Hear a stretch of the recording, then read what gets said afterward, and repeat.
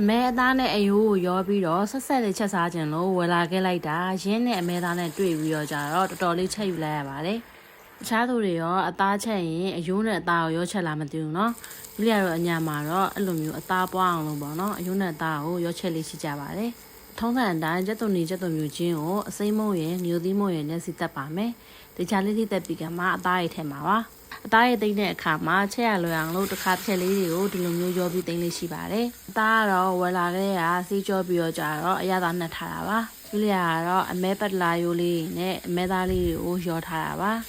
အရသာနည်းကတော့စားနဲ့ဟင်ခတ်မော်လေးနဲ့ထည့်ပါမယ်အသားရည်လုံးတဲ့အခါမှာရေတန်းမထည့်ပဲအသားရဲ့ရေထွက်သွားကမှရေလေးလုံးပြီးချက်ရင်ပိုကောင်းပါတယ်ယူလီယာကတော့အမဲသားတို့ဝတ်သားတို့ကိုချက်ရင်ဒီလိုမျိုးရိုးရိုးအိုးတဲ့မြေအိုးနဲ့ချက်တာပို့ပြီးတော့ကြိုက်ပါတယ်မွေးအောင်လို့စပလင်လေးတွေလည်းထုထောင်ပြီးတော့ထည့်ပါမယ်ခုရက်ပိုင်းအသားချက်ရင်ကရဝေးရွက်ရဲ့ဇီယာစီလေးတွေထက်ချက်ရတာကိုအရင်ကြိုက်နေရပါ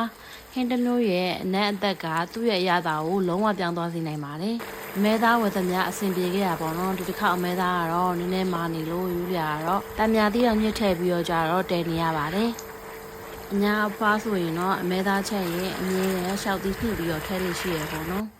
ရှောက်သီးနဲ့ဆိုရင်တော့ပို့ပြီးတော့ကောင်းပါတယ်တံမြာသီးထည့်ရတာမနူးလို့စတီးစွန်းအောင်ထည့်ရတဲ့အထိပါပဲတခြားသူတွေရောအသားမှရင်ဘလို့နီးလေးနဲ့ချက်ကြလေးရှိလေရှင်ဟိုဘက်နေ့ကတော့ယူလီယာအမဲရိုးလေးတွေကိုမျိုးဦးနဲ့ချက်တာတော်တော်နူးပါတယ်အချိန်တော်ကြာချက်ပြီးတဲ့နောက်မှာတော့မွေးပြက်နဲ့အမဲသားဟင်းဆက်ဆက်လေးရပါရှင်